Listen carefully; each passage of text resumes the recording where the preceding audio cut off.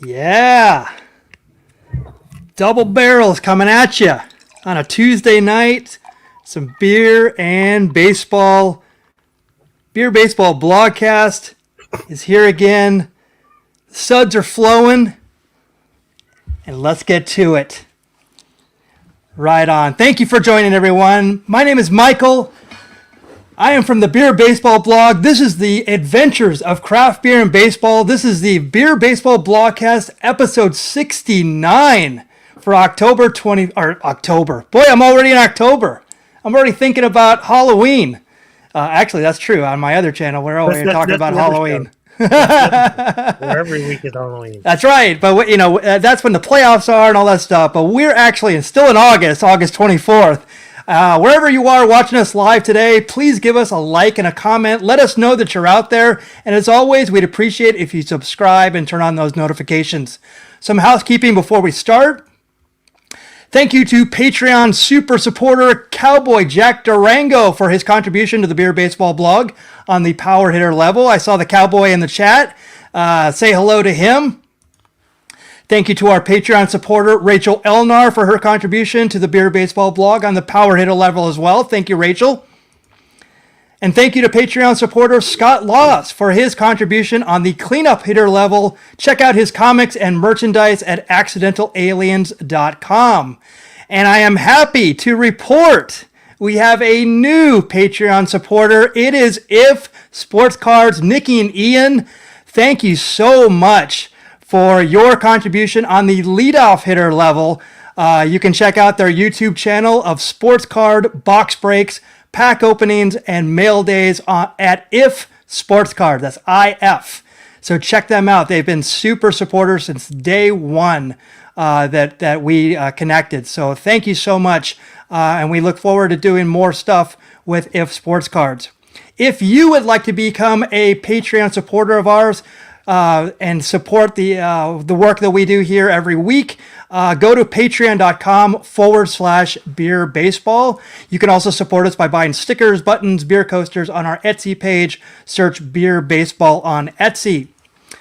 Here's a lineup card for today. Batting leadoff, he is the VP of Content Development here at the Beer Baseball Blog. Angelo Trinidad, welcome. Hey, Michael. Hey, everyone. Thanks for tuning in. Episode 69. Plus one, if you include our pilot episode. But I'm back from my whirlwind 24 hours in Vegas for SummerSlam. If you guys haven't had a chance, go back, check out the Stadium Series Pack Wars edition of SummerSlam, where Mark, Ryan, and I opened up some Impel 1991 WCW trading cards. And I'm still sad that I didn't get a Tom Zank Z-Man rookie. And Michael, I understand you have a Z-Man story from 92. I do. I actually do have a Z-Man story. Obviously, way years before I graced the squared circle, or actually just I won't say that I graced it. I say that I got my chance. You graced it. All right, thank you very much. But but years before I was 92. Yeah, it was 1992. It was in Phoenix, Arizona. I went to a WCW house show, and the Diamond Stud, which was Scott Hall with Diamond Dallas Page as his manager, was wrestling the Z-Man, Tom Zank. And we had front row seats, and the thing that you have to know about WCW in 92 was it was after Flair left, so they were bare bones. I mean, there was guys like PN News and, like Ricky Morton and Terrence Taylor were, part of the, who else? Michael Wall Street was still there. And yeah, so it was kind of lean times for WCW. Big Josh was also, I remember, on that card. Anyway, so we're giving it to the Z-Man, Tom Zank. And we let him know that how much we didn't like him, and basically there was so little fans in that arena that you could hear us echoing. It's where the Suns play, the Veterans Memorial Coliseum. Actually, a year before that, I went to 91 Wrestle War 91. That is the double cage match when Pillman got folded up by Sid Vicious. But anyway, it was like there was not a lot of people at this show, so like Tom Zink can hear us like echoing off, like, oh, you suck, you're terrible, get out of here, just take the pinfall, go away, like all that stuff. So we were getting on him really good. So he notices us and like he's gonna go for the finger lockups, and we're like. And then he goes, well, should I? And we're like, no, you're wrestling this match, not us. Like, wrestle, get out of here. And so we were giving it to him a lot, and so he loses, and after the match, we're just like, yeah, go away, you suck, get out of here. So Z-Man rolls out the ring and comes up face to face with us. So I stand up, and Tom Zink doesn't say a word. He looks me up and down, and he goes, look at your physique, and then walks away. That's all he had to say to me. Look at your physique. Wow. Well, So, hey, not everyone is built like the Z-Man. You know what I'm saying? that's actually true. Mr. Minnesota. Yeah. That's right. He was he was in good shape. So but yeah, it was just awesome to have that one brief encounter with the Z-Man. Rest in peace. I forgot that he had passed away a couple years ago. Thank you for indulging me on that really long-winded story. No, thank you for sharing that. That's great, because you think about, especially nowadays, you hear all these confrontations between fans and athletes, whether they're wrestlers or basketball players, football players, and there's usually some form of profanity, and this might have been the cleanest Yes. and sickest burn like ever. It was so completely so casual. Like, look at your physique. Four words, put me back into my seat. And Right. and I always remember that story. I was hoping that one day when on a wrestling show that I would actually run across him, I could tell him that story and wonder if he even remembered me. But yeah, there's so many like little stories like that of people that I have met. Like I remember meeting X-Pac one time at a show, and later wrestled him at XPW. And one of the things that we always had a connection was I was actually at his tryout match when he wrestled Louis Spicolli, and he said like that got me my job, and that was like in Phoenix after like WrestleMania 6, maybe the one that was in Vegas.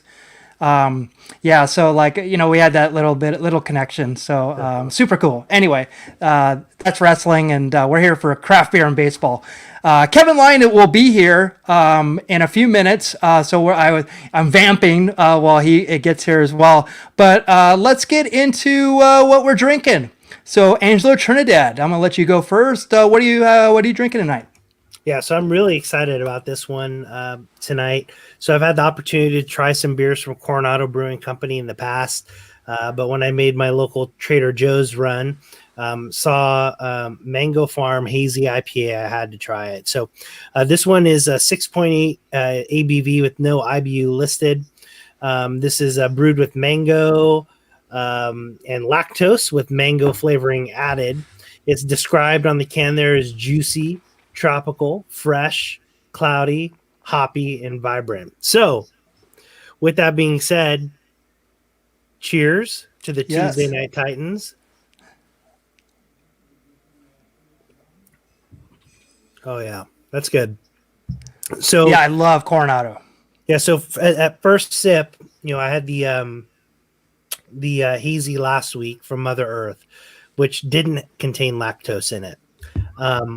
So now that I'm having this one that does have lactose, it's certainly a lot more prevalent than I've been able to taste lactose in hazies previously. So that's number one. Number two, it is very fresh. I'm not really tasting too much of the mango after first sip. I can certainly smell the tropical flavors, particularly the mango. But I'm sure that'll hit here pretty soon. But yeah, pretty good. I like this one. Yeah, I love anything from Coronado as a winner with me. They're one of my favorite breweries, and this is from the Farm series. Says pushes innovation and spurs creativity from our artistic brewers. So I have not seen this, but if I do, I'm definitely picking this up. I think Scott Lost actually had this. I saw him, after I picked this up, I saw him post that he was drinking it. So yeah. So he's actually kind of experimenting. He has some friends that are super into craft beers, and so he's in San Diego, so he's like surrounded by amazing craft beers. So I'm glad that he's getting into that. So I'm definitely going to be on the outlook for this one because this is going to be a winner. I'm going to pick it up no matter what. Now that I've seen it so much, I was going to go to my next one and say that he's not here, but he actually is here. Kevin Lyon. Yes. Thank you for the Z-Man story. That killed some good time. My life is a story. I have a whole bunch of those. Yeah, that first thing I thought of when I saw the Z-Man card, I'm like, does Angelo know the story? Because it's a good setup if it is. If he doesn't, it's pretty amazing that they chose Z-Man. So and I didn't know it was a Z-Man rookie. That was his rookie card. So there is a backstory to that. So I think you and I were the group we were discussing what cards we should open. So it was really down to Topps Chrome WWE or Topps Finest WWE. And when Ryan and I were at Frankensons, we happened to walk by a vendor that had those WCW cards. And then we were joking around, hey, should we get these to open up? And I go, yeah, we should try to pull some Tom Zink rookies. There you go. It popped Ryan so good. And then we're like, okay, let's buy him. And then when I started doing research, he's in the set. Of course. Yeah. So I didn't know he was in the set for certain. I was made it as a joke. That's too funny. It's anytime you can make a Z-Man reference, right? It's like, where else can you plug in a Z-Man reference? A, and B, where else can anyone provide a story to support Z-Man? And Boom. You found it all right here on the Beer Baseball. Yep. And there isn't that many wrestlers in the set, from my understanding, because you got there's multiple doubles, but there's 3-4 different colors, and they're all just regular cards, not even inserts. Yeah, there's 163 total cards in the set, and for example, Sting is cards 1 through. Then Ric Flair is 13 to 22. Flying Brian has 6 cards. Z-Man has 3 cards in that set. What about the Black Scorpion? How many cards is the Black Scorpion? 0 in that set. Oh, yeah, that's too bad. So Kevin, tell me about this beer. I don't know. I haven't tried it yet. All I know is I'm a little nervous to try it. Good night, sleep tight, don't let the strangers bite. Tucked in by strangers. That's nice. He has a teddy bear though. For me, that's nice. Yeah, this is from the one tucking the stranger in, based on my history, allegedly. Yeah, this is from one of our favorite artistic breweries. They're very artistic. All their cans are amazingly. They have amazing artwork on them. This is from Paperback Brewing. Yeah, I got this from Michael Mondragon. Yep. Yeah, right. I still would love to get up there at some point. Yeah, check it out in person. Yeah, so this is a Mosaic Hop Bomb, perfect for bedtime. It says 6.5 ABV, 40 IBU. I'm having it too early. Actually, no, I get something out around 8:00 on Tuesdays. Floral, tropical, fruity without bitterness. So West Coast IPA. I'm definitely envious of. I need some more of these. These are really good. That's it. You've had this, right? Yep. I like it a lot. Yeah, it's really nice. Right on. So my beer tonight. I want to see this. My beer is the No Comply from El Segundo Brewing Company, a collaboration with Rip Beer Company from Huntington Beach. It is Rip is actually one of Orange County's first nano breweries. Nano being really super small breweries, almost like a home brewer at one point, I'm sure. 6.8 ABV, no IBU listed. I'm really wondering why, because I guess it isn't really super hoppy, but it's totally like that West Coast IPA. Obviously it says it on there, but but there's a certain taste to it that is like this tropical flavor to it, and it's really good. And actually, it's funny because it has no IBU, but yet there's a huge like hop monster on the front of it, and you would think that it'd be loaded with hops. But it says, much like the hop monster in the label, drawn by local surf artist Damian Fulton, we will stay true to ourselves and keep brewing what we love most. And El Segundo, another brewery that I completely love everything that they put out. To go with Rip, I've had Rip a few times. You had one on the blogcast not too long ago, Kevin, right? Did I? Yeah. I remember. I remember I would have them here and there. I never remember buying any. But maybe way back when I used to bring the jugs in from Redbeards, there's a lot of Rip beers that are at there. Like they have a kind of like a partnership. Yep. Maybe that's where I had a Rip from. So this has Strata, Denali, Mosaic, and El Dorado hops. So I'm liking this a lot. Very good. I wanted to take a moment and say hello to everyone in the chat. Cowboy Jack Durango, there he is. Thank you for joining, Cowboy. Bubble Pug, always a pleasure. Chad M, thank you for joining tonight. David, thank you so much for joining. There's Ian. Hello, If Sports Cars, thank you so much. Mr. Excitement, Ed Brown. Yeah, definitely. And Kraken, Pop the Taps. Everybody's going crazy for the 69th episode. I didn't want to be the one to call it out, but since everybody in the chat did. Ask, who is that? How'd you find a player who even wears the number 69? I don't even know who that guy was. I know, and you know what? I'm forgetting who it is. I have the picture. Give me a second. I'll find it. Yeah, I forget who it is. I think he's like one of the. Someone named Fryer. Oh, Eric Fryer. Yeah, from the Pirates. Yeah. And I think Bronson Arroyo was another guy who wore 69. So it's a very rare for someone to wear 69 on. It's definitely like more of a football number than a baseball number. Now we're gonna be lucky we find anything above 70. It's gonna be pretty rare. Yeah, that's true. My brother Adam. Thank you for joining so much. Yeah, we're talking about Veterans Memorial Coliseum. It is the place. My brother and I went to go see Public Enemy in 1990. And they were that big? Were they headlining? Yeah, it was like they were playing that big of arenas by then. Okay. Public Enemy. Who else was on that show? I'm forgetting. The Anthrax tour would have been later than that, right? When they toured. Yeah, it was about that time. It was about that time. That was like 1991, right on. Yeah, and this is how tough I was. I went to a Public Enemy concert. I went to a Public Enemy concert with a Depeche Mode T-shirt on, because Depeche Mode had played just a week before that. That's how tough I am. Like any of them know. Come on, like any of them would know who Depeche Mode is. Come on. Exactly. Depeche Mode. Yes. Caitlin, thank you for joining. Another super supporter of the show. She's actually on some of our videos if you check it out on YouTube. So thank you very much for that. Yeah, I'm super thankful for everybody in the chat. I mean, there's so much, but we have a lot of show for you today. So I'm gonna get straight to it. I wouldn't know anything about that, Jack. That last comment. Jeez. All right, here we go. So this is this day in baseball history for August 24th. August 24th, 1919, in his first start as a member of the Indians since being traded from the Red Sox, right-hander Ray Caldwell is knocked unconscious after being struck by lightning with 2 outs in the top of the 9th inning.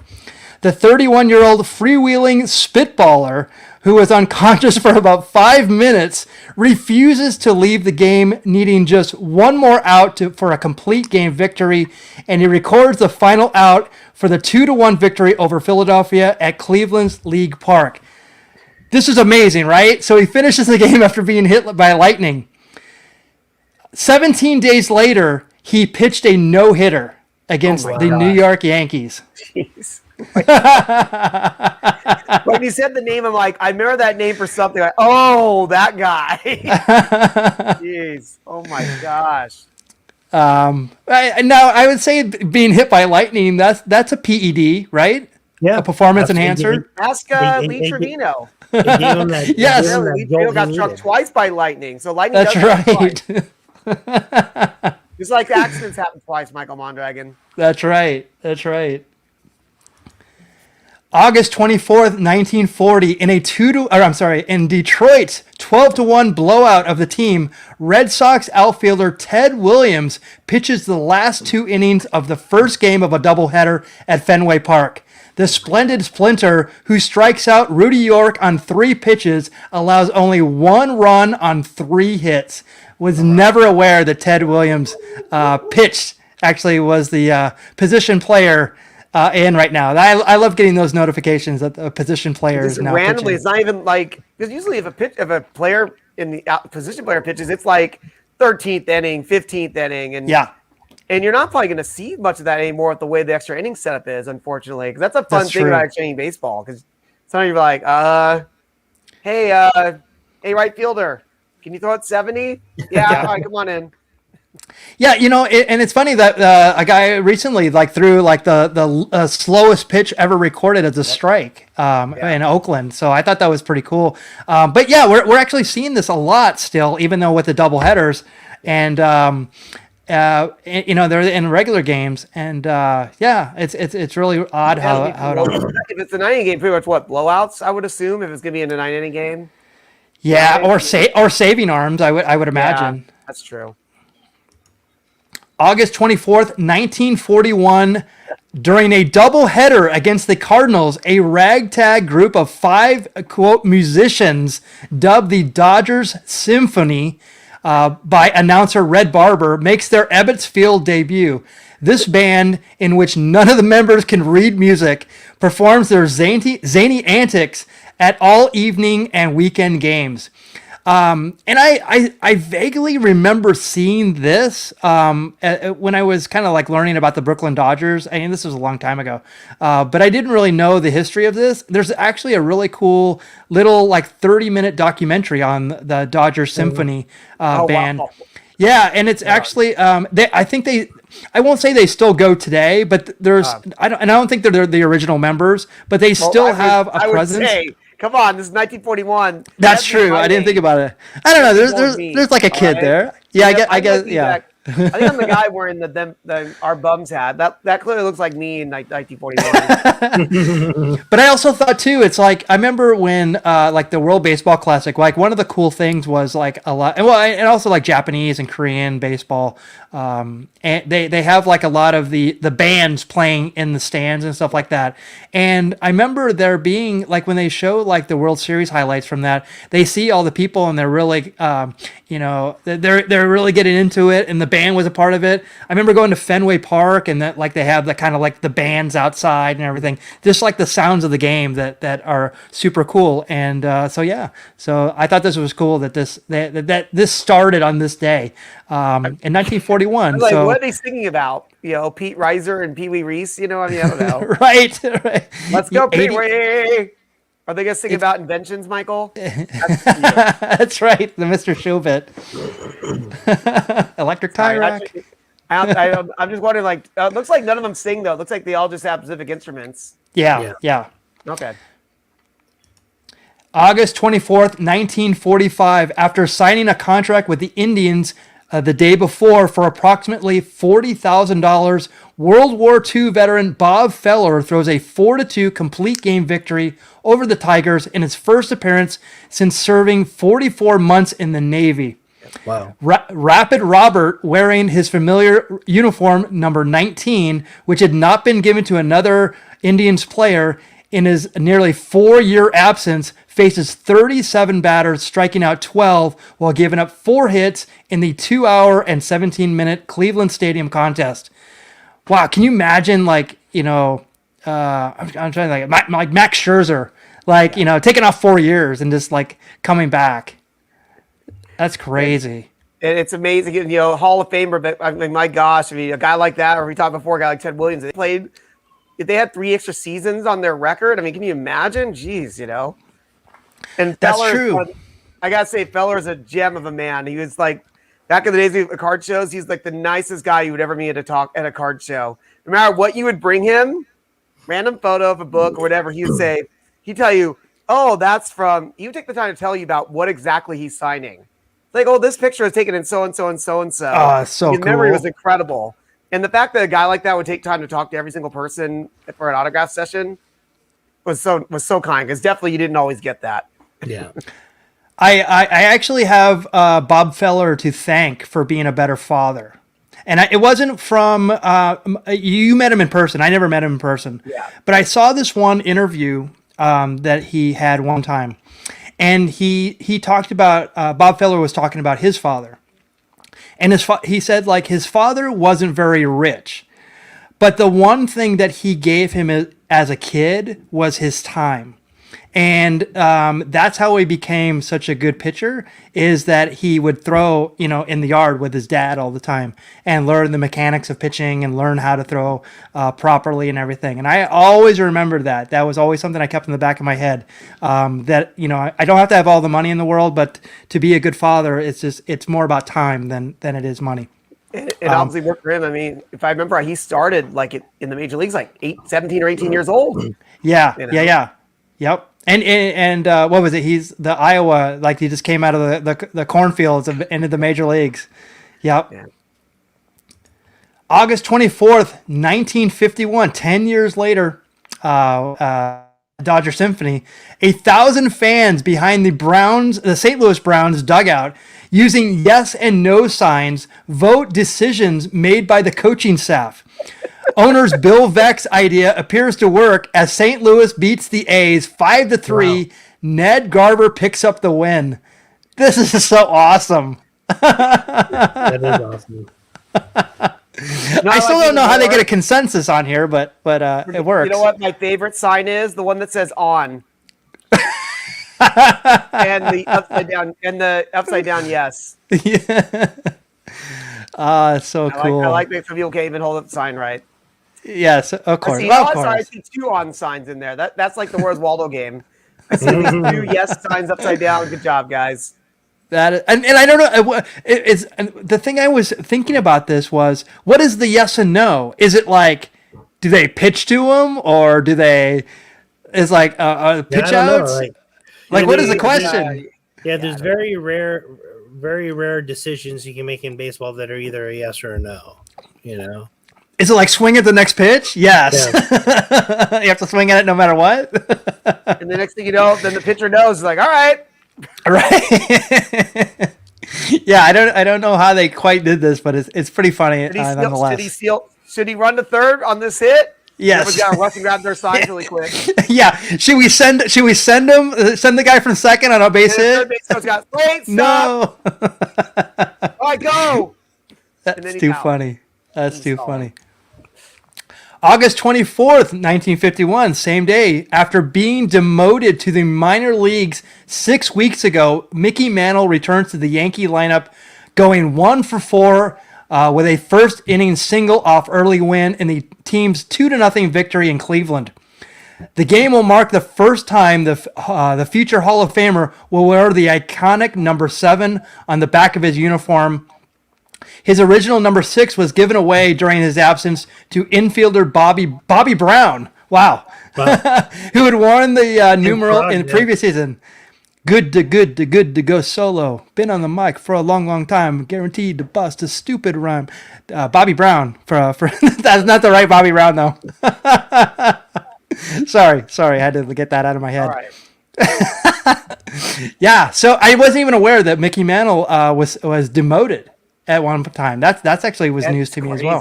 Crazy when you think about that. Yeah. I think it's only 6 weeks. It's like, what's almost the point of that? I don't know. Yeah, it is kind of weird. And sometimes it could be a lesson. Like, it's like, hey, you think you're set here? Don't get lazy. That's something. There is something to that, because I remember that happening to a lot more players in the 70s and 80s than it has like now. I mean, with contracts and the Players Association, I'm sure they have to approve being sent down now if you have so much tenure. But this was early in his career, right? So who knows? He's season 51. Yeah, I guess so. Rookie season, yeah. Yeah, so I guess so. Don't get too comfortable. Yeah, this is Mantle's rookie year, and and it's funny because you have the 51 Bowman. It's like that's his rookie card, and meanwhile, people argued the 52 Topps is his rookie card. I'm like, no, it's not. Right. No. Right. No. August 24th, 1960, during a dull game, Vin Scully, the play-by-play voice for the Dodgers, knowing that many fans in the stands follow the game on transistor radios, asks his listeners to help him surprise third base umpire Frank Sikori. His ballpark audience responds when the veteran broadcaster tells them, "Let's have some fun. As soon as the inning is over, I'll count to 3, and on 3, everybody yell, 'Happy birthday, Frank.'" Oh, a simpler time, right? Yeah, no kidding. So awesome. I love it because I love it that there's also a card for an umpire here. This is also a very cool thing. Yeah, too. I don't remember what set that is. Shoot, I want to say it's a Bowman set. Like I believe it is a Bowman set. Yeah. Yeah, sometime in the mid 50s. That's beautiful using the TV thing. Yes, folks, that's what TVs used to look like. And color TV in the 50s. Come on. Yeah. You had to be rich for that. Totally. August 24th, 1973, sitting in the top row of the bleachers at Cleveland Stadium, John Adams begins a tradition that continues to this day when he bangs on his drum to cheer on the Cleveland Indians.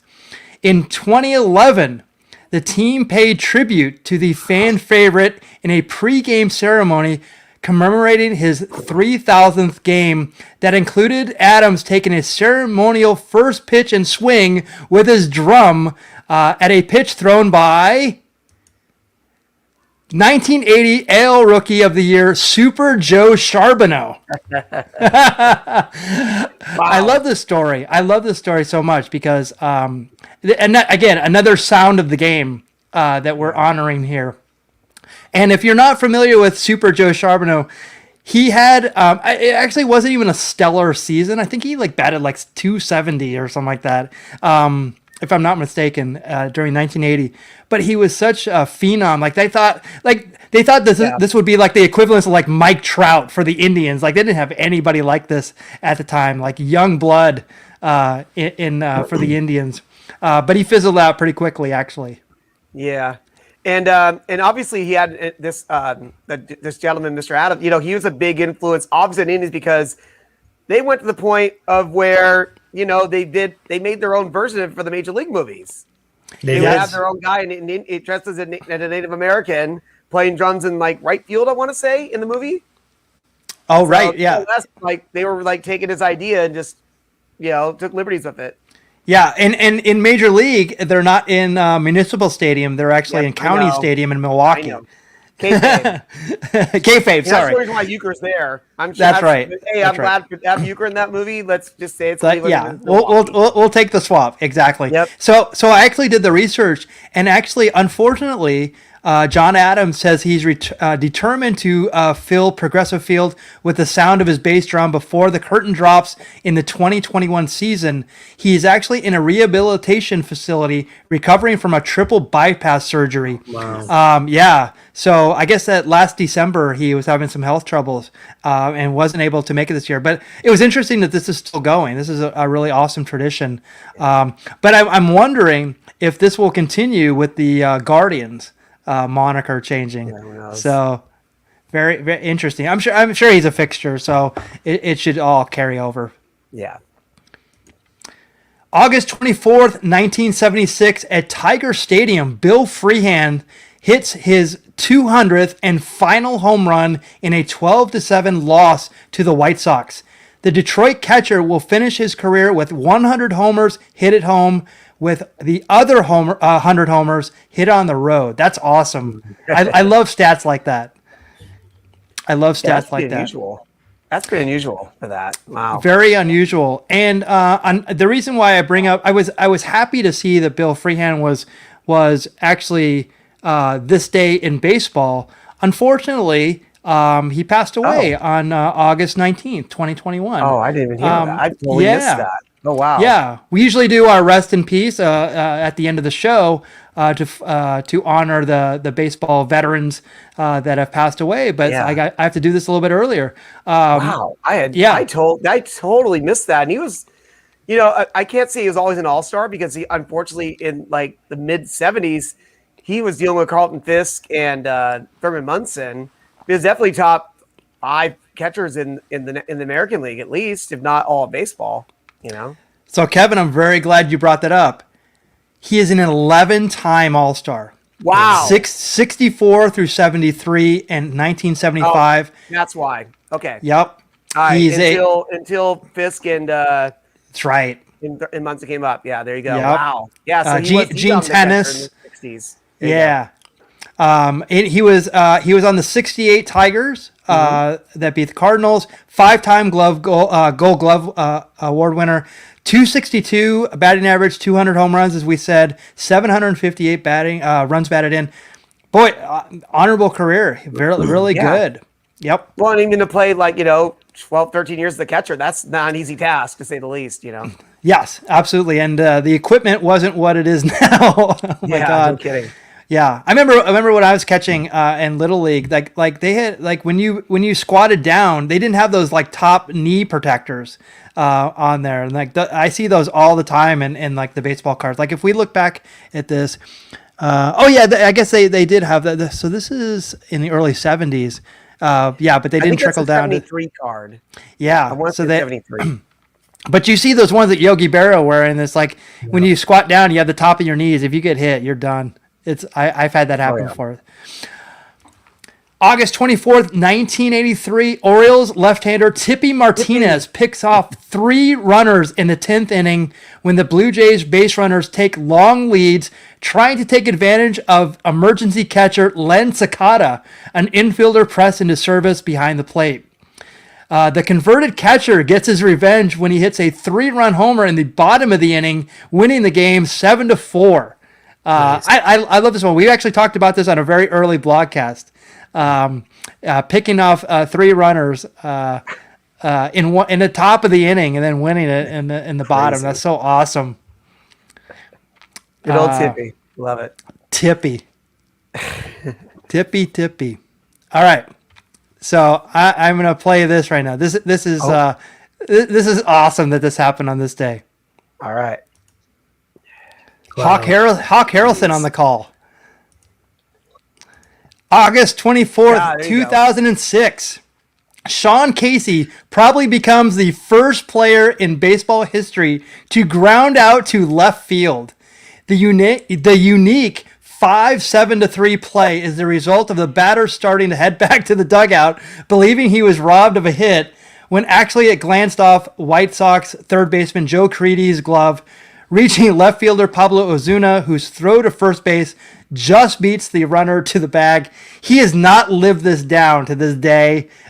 He's still on the Major League Baseball Network. And people bring it up all the time. He actually vindicated himself a bit. He had a really great 2006 World Series. He actually was very hard to get out in that series.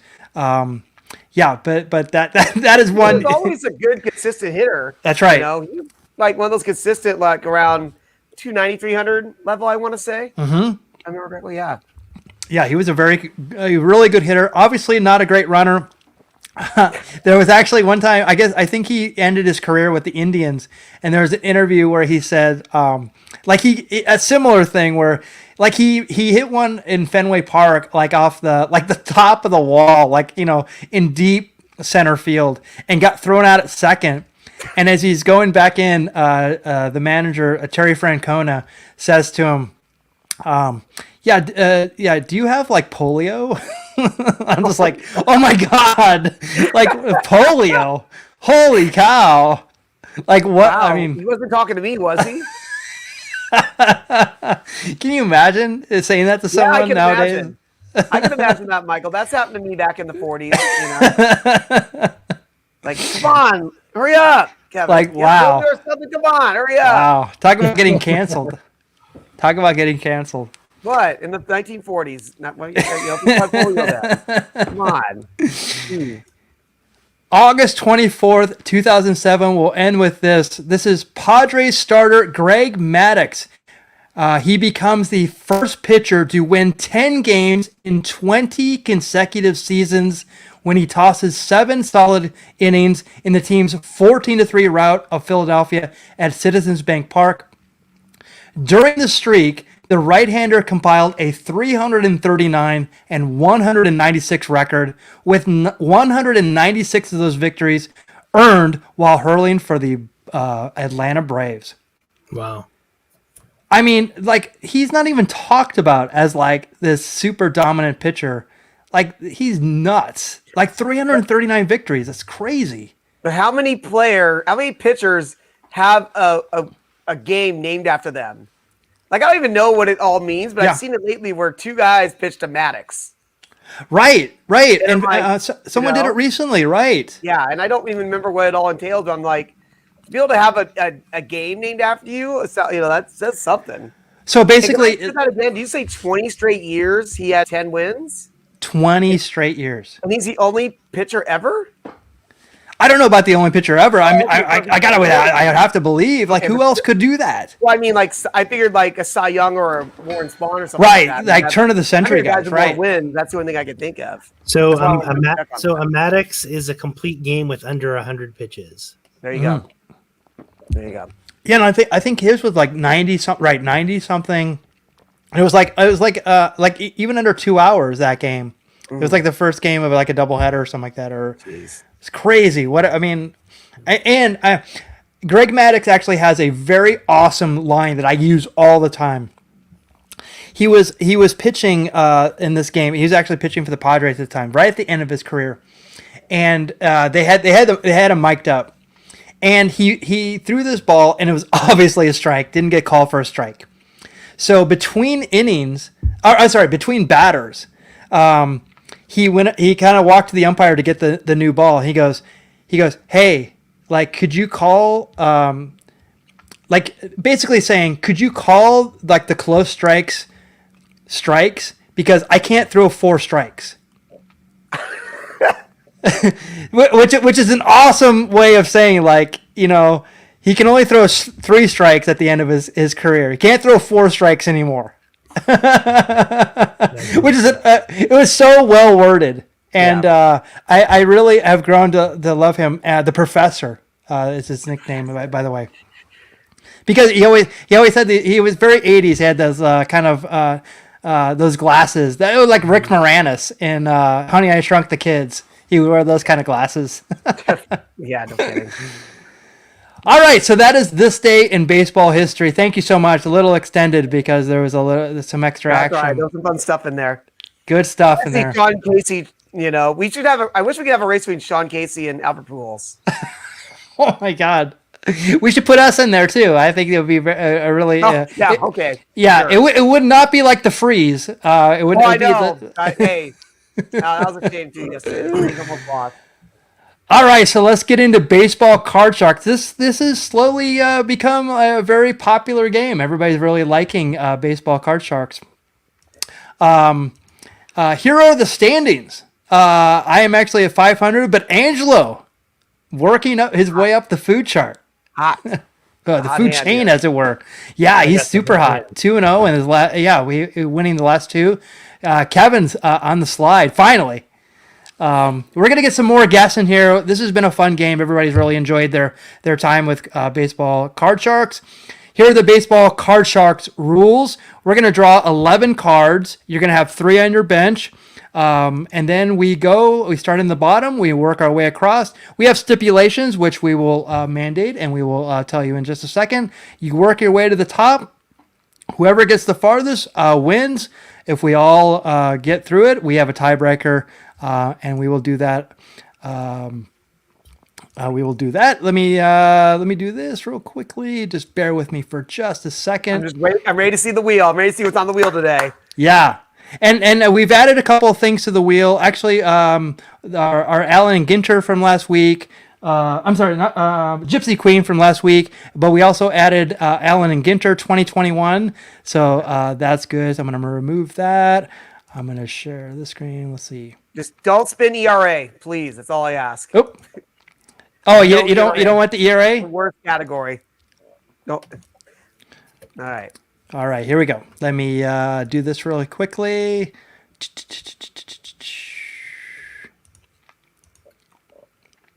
All right. I saw someone ask one of our regular viewers, Andrew. You'll see it's a brand new game we started Yeah, there it is. Who the heck is this? He hasn't been on for a few weeks. So. Yeah, you've been in on it for a while. Bear with us. You'll get it. We're going to spin the wheel. We have some stuff that we're going to open. It'll all make sense. And we will, Daily Sports Talk, one of our original viewers. Yep. Yeah, that gypsy, it was definitely rough. Yeah, that's why I'm like, give me some stats. Yeah, for sure. All right. And hopefully we'll probably get some stats. The high-low is definitely one of those things. It's kind of hard, but we'll let the wheel determine what we get. So let's do it. Let's see what we got today.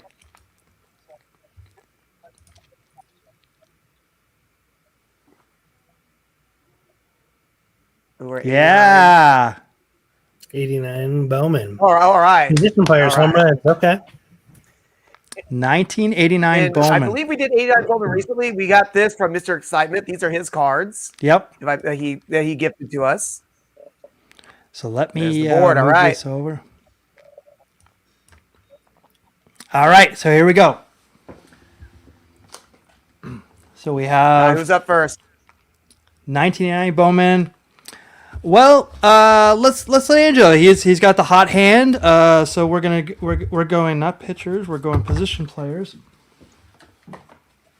All right. So the category is home runs. So position players. Home runs. So career home runs. This will be fun. All right. Yes. So we're gonna start with starting off with the Tribe, Brooke Jacoby.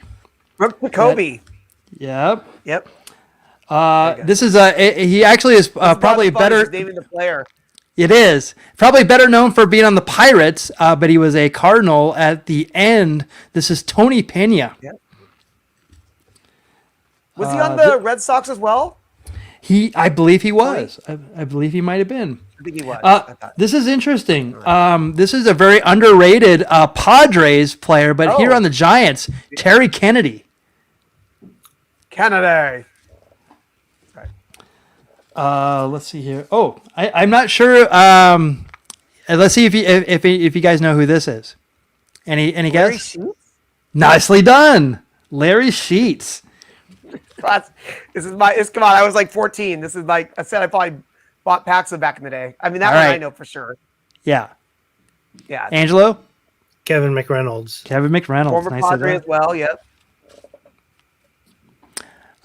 This man actually became the manager of this team in 2005. Won the World Series. This is Ozzie Guillen. Get your beers ready. This is Dale Swaim. All right. I vaguely remember him. Yep. Jack Howell. How do we know Jack Howell? Hey, Cactus Jack Howell. That's right. Manager of the Inland Empire 66ers. All right. There you go. I'm not sure who this. Oh, okay. Let's see if you know who this is. This is your bench. Jose Lind? Nicely done. Yeah, second baseman. Wow. Jeez. Of the Pirates. That is awesome. I can win this part. Okay, let me. This is interesting. Can you name this player?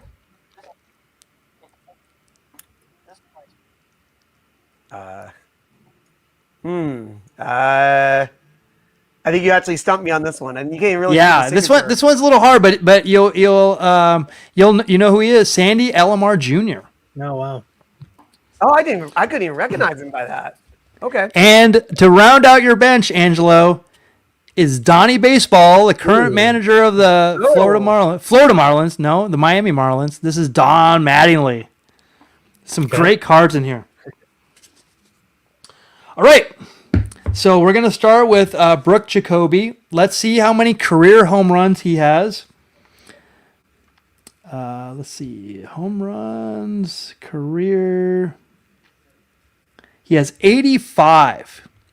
85 career home runs. It's right there. There's a lot of statistics here. So 85. Does Tony... Wow, this is starting tough. Tony Pena, does he have more or less than 85 home runs? You can go to your bench. Not sure. If anyone in the chat has an idea, yeah, please let us know. This is tough. Yeah. I think I'm going to go with more. Tony Pena. This is probably a good call. This is later in his career. So higher than, and Cowboy Jack Durango says Pena has more. Let's see how many he has. Home runs. Oh my gosh, 78. Oh, wow. 78. Wow. Oh. Wow, Brooke Jacoby has more than Tony Pena. That is nuts. I wouldn't have guessed that. I would have not guessed that either. Wow. There were definitely placements on the board where I wanted to save the bench. So, I mean, like Don Mattingly was still early in his career at that point. Let's see how many did Don Mattingly have? He would have been about 6. He would have been 125, I want to say. 141. Yeah. So there you go. Yeah, there you go. Yeah, but I would have bet everything on that, Angelo, as well. All right, so let's do this. Okay, so Kevin, here are your cards. Yes, sir. All right, I'm ready. Starting off with Ivonne Calderon. Oh, wow. Okay. From the White Sox. Definitely a guy one of those guys who did a home run or strike out pretty much from what I remember. I think he's on the infield here, but I think I know him more as an outfielder. Ron Gant. Ron Gant? Wow. Yep. Okay. That's a young Ron Gant too, yeah. It is. Former Arizona State Sun Devil Alvin Davis. I believe from Riverside, California. Oh, wow. I would have not gotten I know this name, but I would have not guessed this. Any guesses? Oh shoot. Alasky or something like that? I'm trying to remember Nick Asaski. Nick Asaski, that's right. Because I remember him being a Red, I think. Not a Red Sox. A favorite here at the Beer Baseball blog and Beer Baseball Blogcast. Manager of the Sugarland Skeeters. This is Pete Incaviglia. So when we're talking home runs. Yeah. Yep. We're talking home runs. There you go. So now we're just trying to figure out how far into his career he is here. That's right. The Big Cat. Andres Galarraga, another feared hitter. Ugh. That's going to be a tough matchup there. I have no idea who this is, and as a Cardinal fan, that's saying something. Cardinal. Yeah, this is Tim Jones. Okay. It's good to get a scrub in there every once in a while in these cards. Yes. And to round out your playing cards, this would be at the top. This is, and I love that he's put sweet Lou Whitaker. This is Hall of Famer Lou Whitaker. Nice. There's some good players in this pack. There is. Yeah. On your bench, Jose Uribe. All right. Ooh, this is oh wow. I want to see if you know this one, Kevin. I was gonna say Kevin Seitzer, but I don't know. No, I think that's later. Kurt Stillwell. Nicely done. If you, I want Ed to chime in if he knows this one. I don't think it. This is Bob Brower. I have no idea. Okay. All right. No idea. All right. So Ivonne Calderon, I remember being a pretty feared hitter at the time. Yep. I think was he in the Expos? I want to say yes, but I don't remember before or after this. Yeah, I don't know. So let's look at his career home runs. Ready. 53. Okay. So 53 for Ivonne Calderon. Does Ron Gant have higher or lower than 53? Well, lucky for me, I know this is really early in his career, so I'm going to have to say it's lower. He started hitting more home runs once he went to the outfield. I'm pretty confident it's lower. Wow. Let's check it out. 21. Nicely done. Wow, that's that is well played. This is like my wheelhouse right here, this time period. I was going to say. That's why I got to high school and and all that stuff. Alvin Davis, higher or lower than 21? I'm glad it was him now because I can confidently say higher for sure for this one. And you are right with 110. Wow, 110. All right, right on. 110. He's a good 5-6 years in now. I forgot how good he's an underrated player then. Jeez. From Riverside, California. Yes, sir. All right, 110 with Nick Asaski. I wonder. No, I would say, does he have 110 RBIs in his career? Or games played? I know he has games played. I was gonna say hits originally, but it's lower. All right. 92. He has 92 home runs? Yeah. What? Wow. 92. Wow. Yeah. Wow. So that moves up. That moves up. Wow. Whoop. Look out. Whoa. Oh, this is a tough one. This is a tough one. All right. Let me get my camera back in the spot. I was thinking, it's a piece of cake, but yeah, I was thinking the same thing. So we have 92. Okay. So Pete Incaviglia, higher or lower than 92? This is really close. Look at it being 89.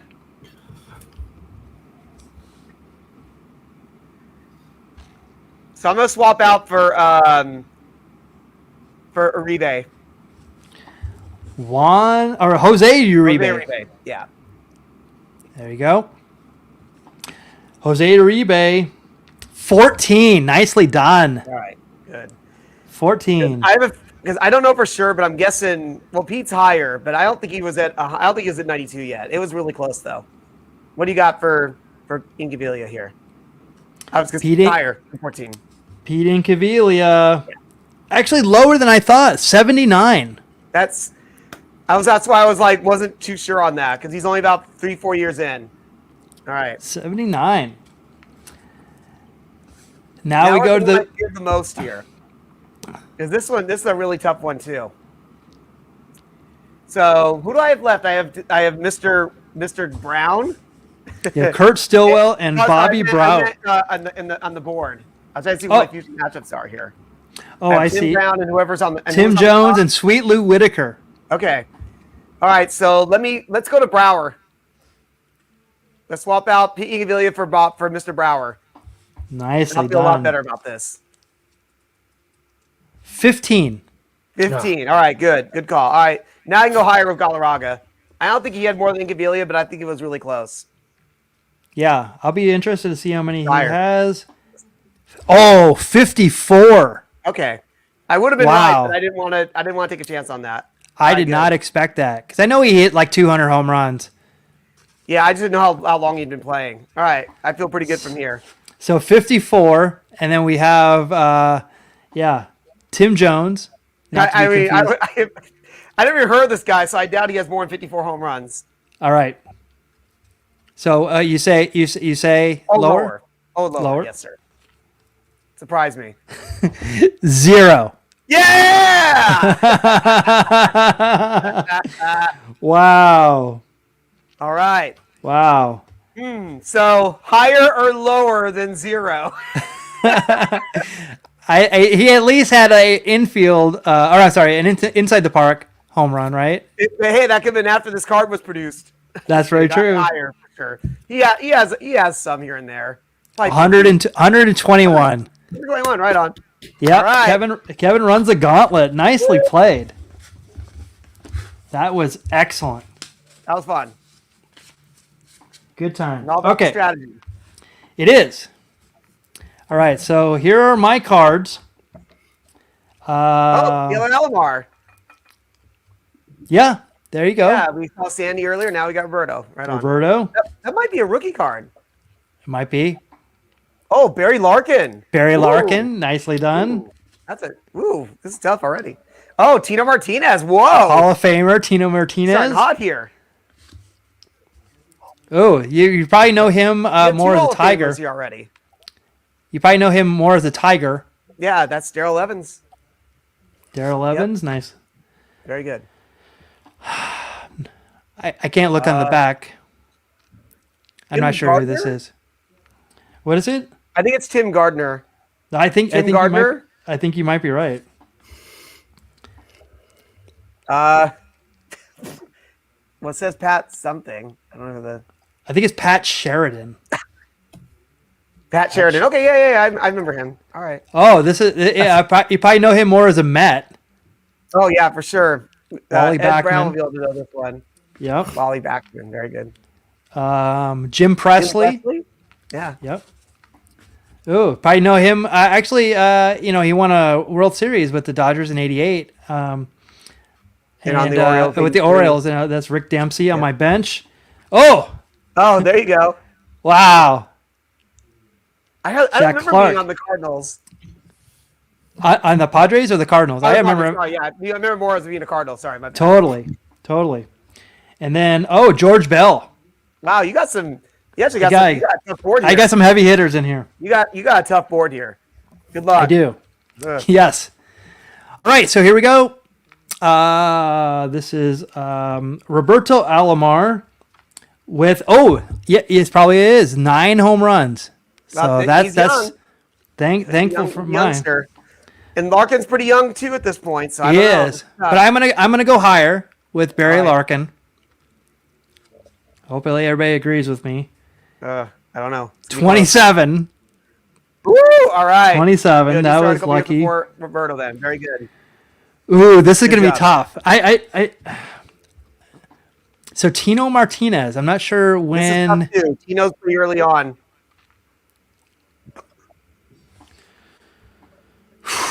Boy. I don't know if this is his rookie card, but it's pretty close to it, I think.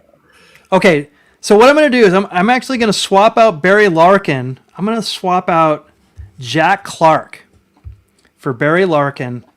Good call. So Jack Clark good trade-off. has 256.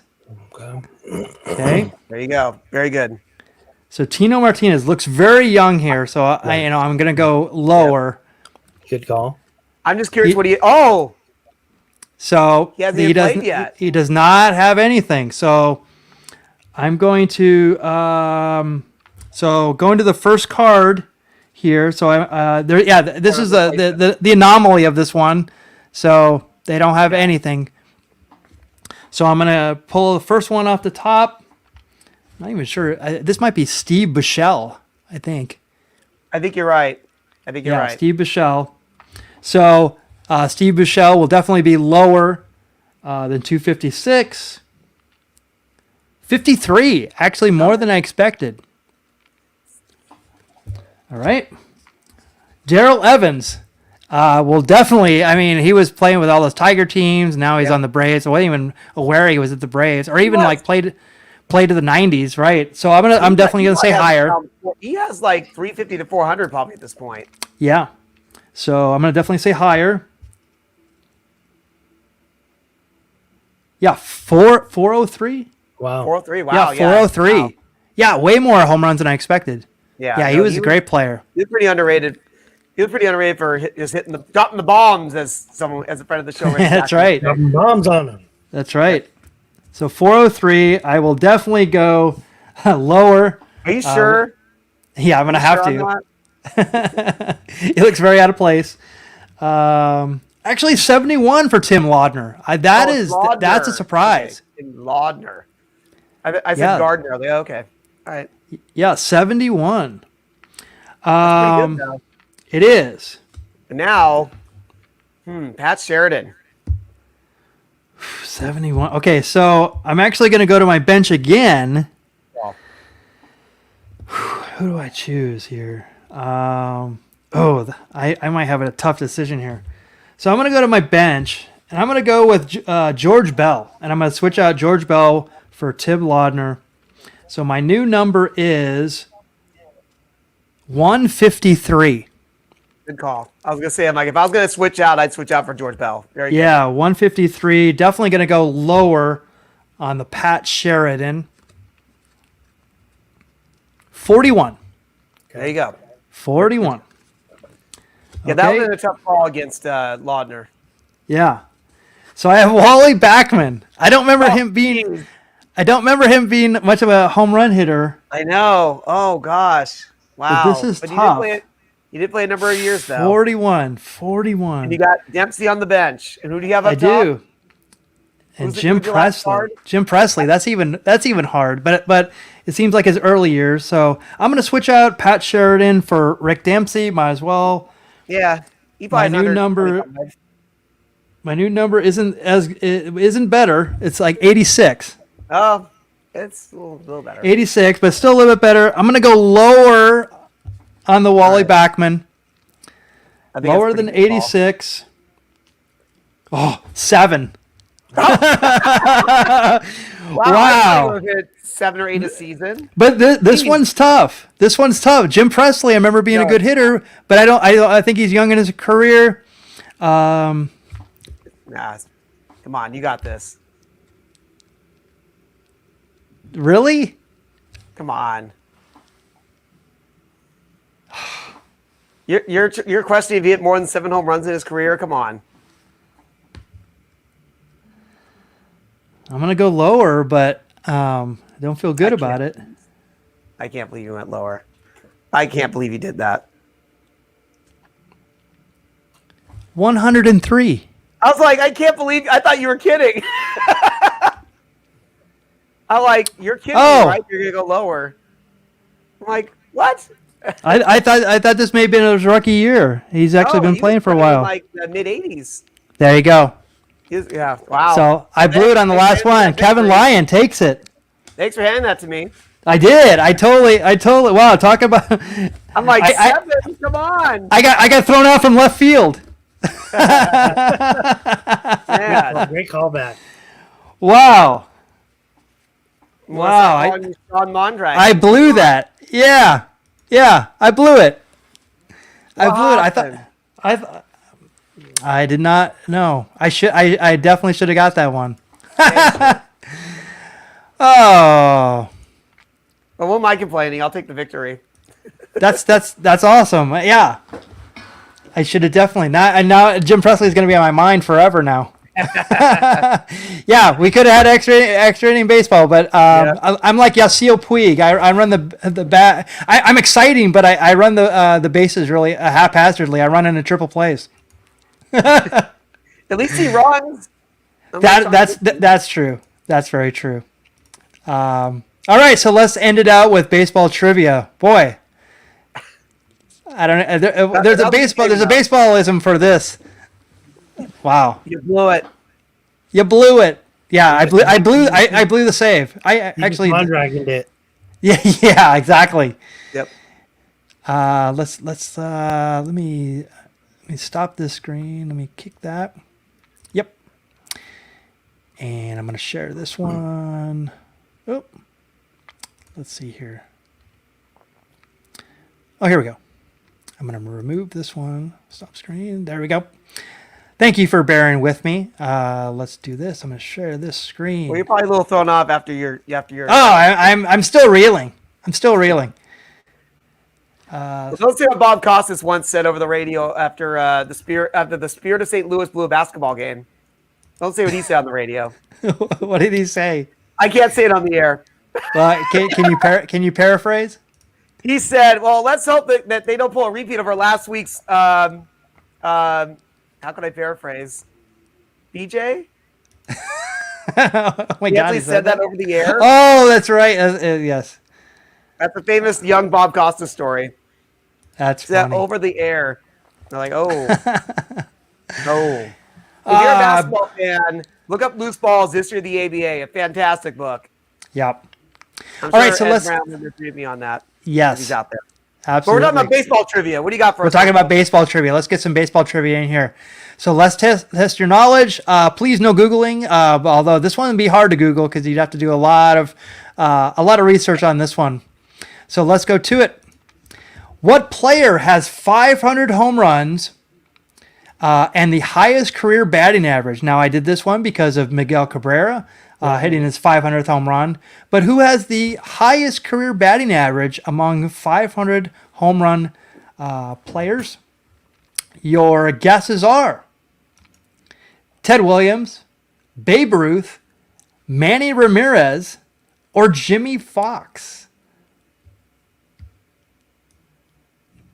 This one's going to be tough. Obviously, there's one in there with one of these things does not look like the other. I'm like, Manny hit 500. I'm like, oh yeah, that's right. You know, I only know about baseball up until 1990-ish. Then it's like, baseball still exists. Yeah, there's a whole decade of fun stuff.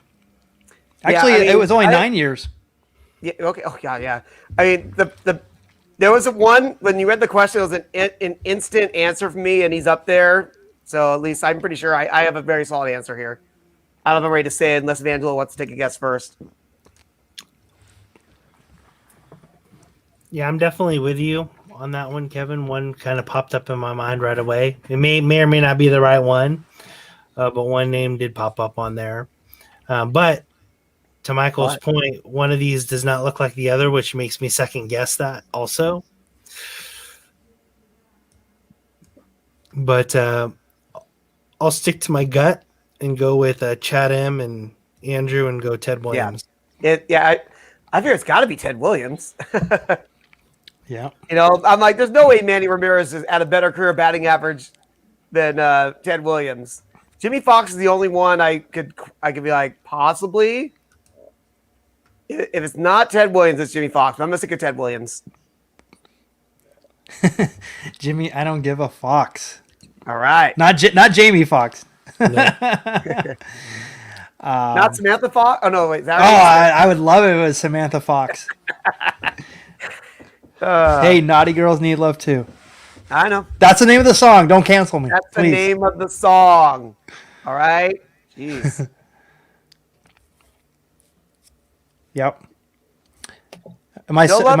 Go up for a Babe Ruth or Manny Ramirez in the chat here. From what I'm seeing. Can you still hear me? Yes, sir. Yeah. Okay. Yeah, your picture froze on me a bit ago. Uh-oh. Oh, now we can't see you or hear you. All right. Oh, here you go. There you go. You can still hear me, correct? Yes, yeah. I can hear you the whole time. All right, so I'm gonna go to my avatar here. Okay, no worries. I'm gonna brand myself. Let's see if I can do this. What is going on with my camera here? Just tell us it's Ted Williams. We'll move on. Or if it's Jimmy Fox, let's all feel like, oh yeah, it's Jimmy Fox. Okay, it is Ted Williams. There you go. It is Ted Williams. Now the funny part about this is, it's so funny. I can't believe my. You know, it's really weird, Michael. On the I have it on YouTube as well, and I can see you on YouTube. I don't think you can hear me. Okay, but that was weird. That is weird. I don't know. I'm just gonna stay frozen. I don't care. That was really funny though, because like I said, I watched YouTube to keep track of the chat, and I was able to see your picture, which is weird. Yeah, I don't know why it's doing that. It's like right now I can see you on the YouTube stream, but I can't see you on the StreamYard. Oh, that's wild. I don't know what's going on. That's wild stuff. That is wild, wacky stuff. Okay, so yeah, it is Ted Williams. The red herring here is actually it's funny because that was the top four. Ted Williams is in first place, really? 344. Babe Ruth, 342. Wow. Jimmy Fox, 325. Manny Ramirez, 555 home runs and a 312 batting average. I can't believe I didn't know Babe Ruth had that good of a batting average. Wow. It's crazy, right? It's really amazing. Hank Aaron, 305. Mel Ott, Willie Mays, just above 300. So, boy, I have no idea what my camera is doing, but all right, just go, brother. We still hear you. Brother. Yeah, it's flipping out accordingly. Okay, so let's go to the second one. What player has 500 home runs and the lowest career batting average? I think I have a guess for this too. Hopefully, he's on the list. Awesome. So here we go. Reggie Jackson, Jim Thome, Mark McGwire, or Harman Killebrew? Well, the name I thought of is on the 4. But then a couple names I'm going, oh, wait a minute. Well,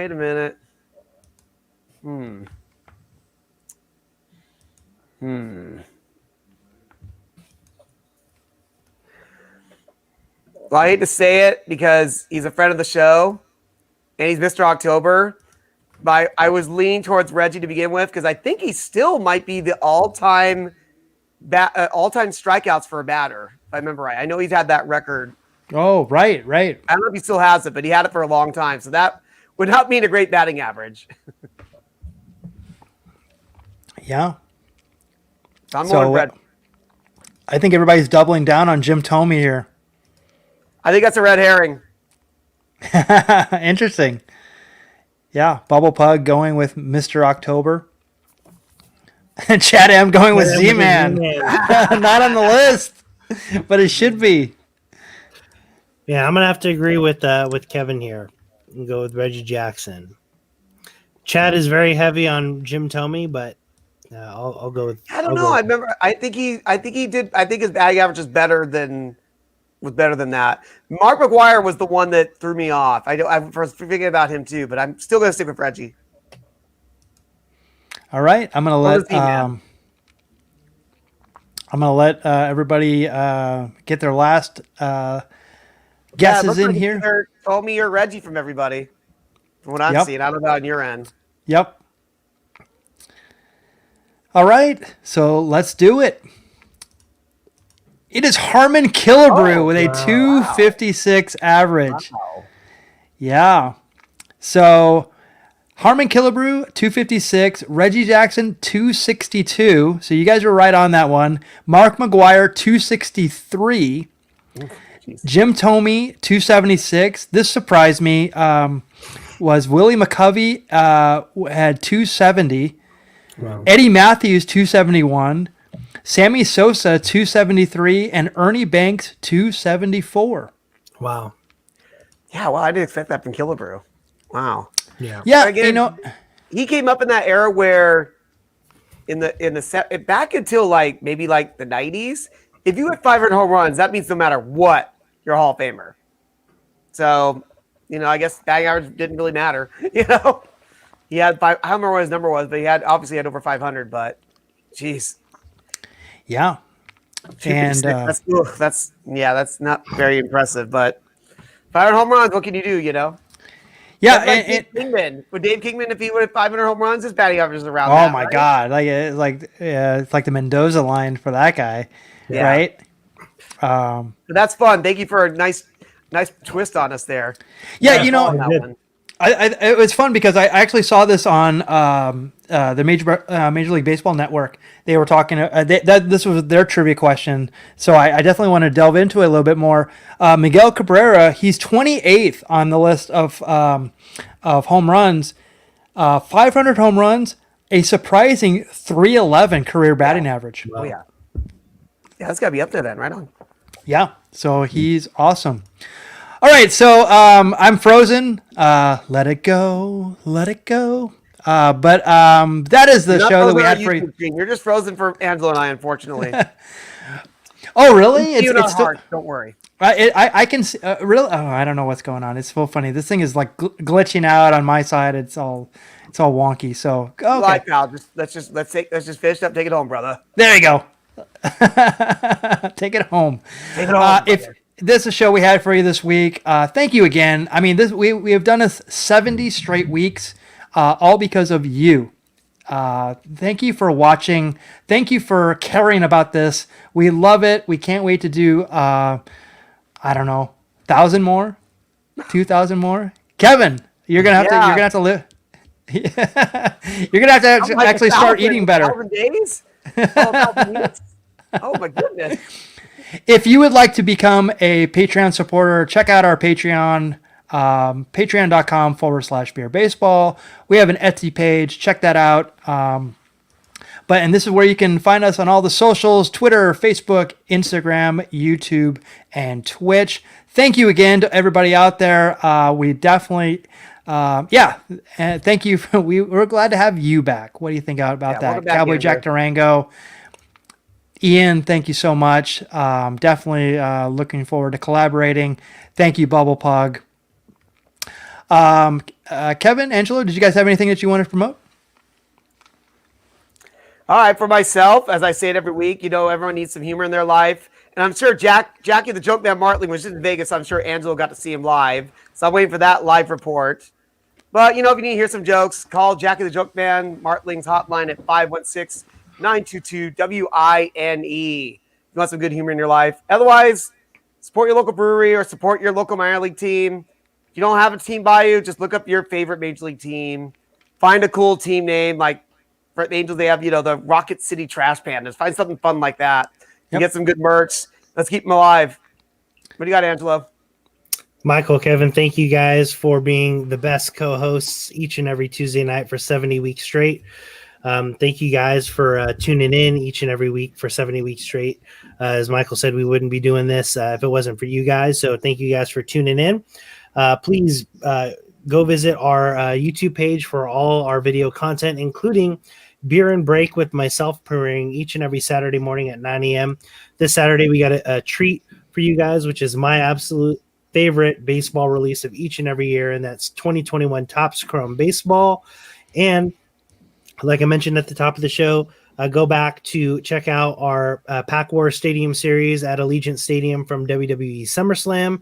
And we have another one coming up soon from Storm Stadium in Lake Elsinore, as we watched probably the longest minor league game ever between the Lake Elsinore Storm and the Visalia. 9-inning game, mind you. Yeah, 9-inning game. So thank you guys. Give those videos a like, comment on what packs you want to see me open, and hit that bell icon for all the latest notifications for all the newest content here at the Beer Baseball Blog. Thanks for tuning in, guys. Yeah, thank you so much, Kevin and Angelo. This has been a labor of love, and it's growing every day. We really appreciate everyone that takes their Tuesdays and spends it with us. We could not do it without you, and we look forward. This gets us excited. We talk about it all the time, like how can we make this better and more and everything, and it's because of you. You've actually made this all possible. So without further ado, we will see you next Tuesday for more craft beer and curveballs. We will take care and see you next week. Good night, everyone. Take care. Good night.